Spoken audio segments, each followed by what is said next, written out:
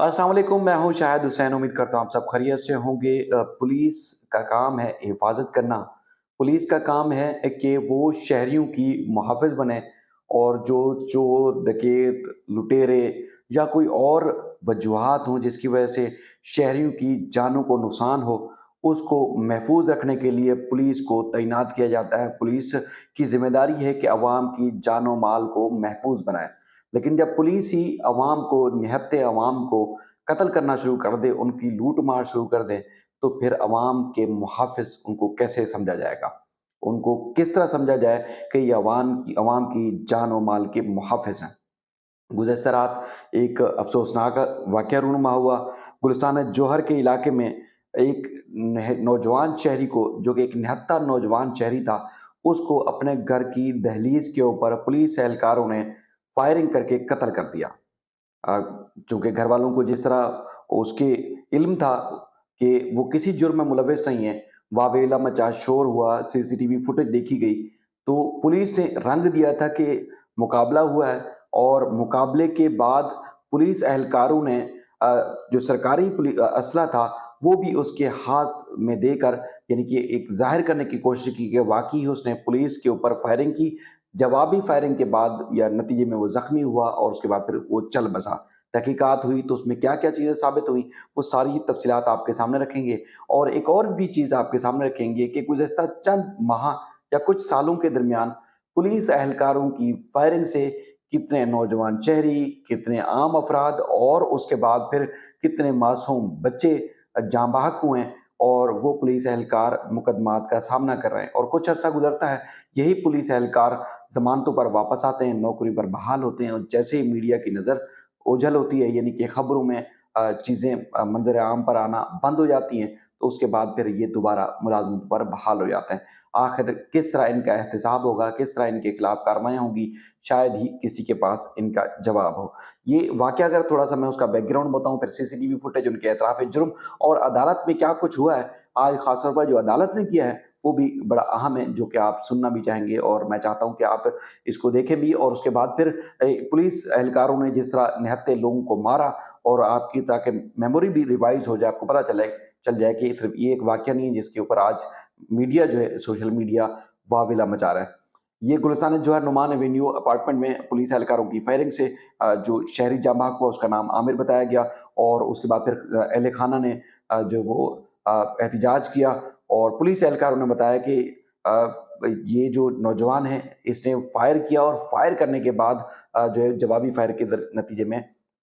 उसको कत्ल किया। यानी कि जवाबी फायर जब मारा यानी कि एक तहफ़्फ़ुज़ के लिए, तो उस दौरान जो है वो जाँ बहक हुआ। अच्छा, सीसीटीवी फुटेज अगर आप थोड़ा-सा देखें तो नज़र आ रहा है कि जब वो जाँ बहक हो गया, सीढ़ियों पर गिरा हुआ है, तो उस दौरान एक पुलिस एहलकार उसकी बाकायदा तौर पर तलाशी लेता रहा और उसके बाद फिर सीसीटीवी फुटेज में ये भी चीज़ सामने आई कि मक़तूल सिर्फ़ अकेला नहीं था, बल्कि उसके साथ एक और शहरी और एक बच्ची भी सवार थी और फुटेज में वो देखा जाता है। और उसके बाद फिर पुलिस एहलकारों को इस सीसीटीवी फुटेज में देखा जा सकता है कि किस तरह उसने फायरिंग की और फायरिंग करने के बाद सीढ़ी के ऊपर किस तरह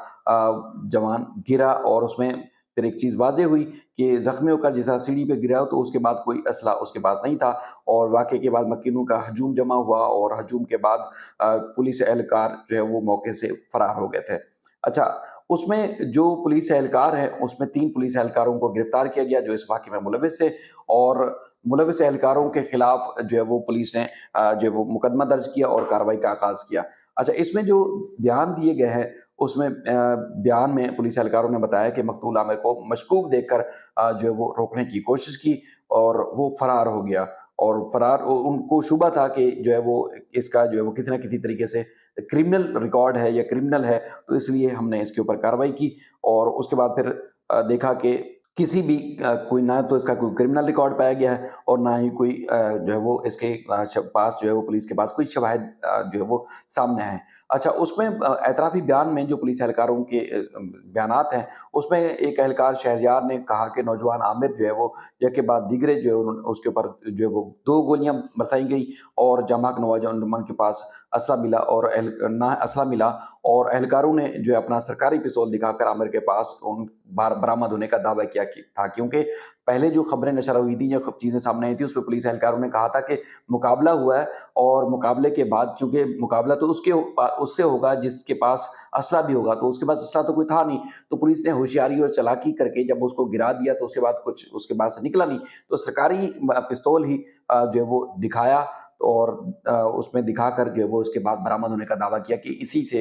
यानी कि मकतूल से ही बरामद हुआ है। अच्छा, गिरफ्तार एहलकारों ने ये भी बताया कि मकतूल नौजवान आमिर ने हाथ का इशारा दिया, तो हमें इस बात का गुमान हुआ कि उसने पिस्तौल निकाला है। गिरफ्तार तीनों एहलकार जो कि चंद रोज़ कबल शाहीन फ़ोर्स में ट्रांसफ़र होकर आए थे और इलाके की जो नफ़री थी उसमें जो वो ज़म हो गए थे और तीनों एहलकारों को राशिद मिन्हास रोड पर मोटरसाइकिल पर पेट्रोलिंग की जो वो ज़िम्मेदारी दी गई थी और उनको तैनात किया गया था। फायरिंग करने वाला जो एहलकार शहरयार है और एहलकार नासिर 2018 में, जबकि जो फैसल है 2012 में पुलिस में भर्ती हुआ था। मकतूल नौजवान का क्रिमिनल रिकॉर्ड जो है वो नहीं मिला। पुलिस हुकाम का कहना है कि जिस मकाम पर वाक़या पेश आया वो करीब वहाँ से जो है वो कच्ची शराब की थैली मिली है। अब आप अंदाज़ा लगाएँ कि पुलिस किस तरह इस तरह के केसेज़ में जो वो चीज़ें करती है। अच्छा, एक और जिस तरह मैं आपसे तज़किरा कर रहा था, इनके रिमांड की तफ़सीलात तो आपको बताता हूँ कि एक तो ये है कि कराची में पुलिस जो है वो तरबियत याफ़्ता नहीं है या एहलकारों के पास कोई इस तरह की एक गैर ज़िम्मेदाराना रवैया है या फिर उनको ये लगता है कि जैसे उनका कोई एहतसाब नहीं होगा, उनके खिलाफ कोई कार्रवाई नहीं होगी। तो चंद सालों में तकरीबन 15 से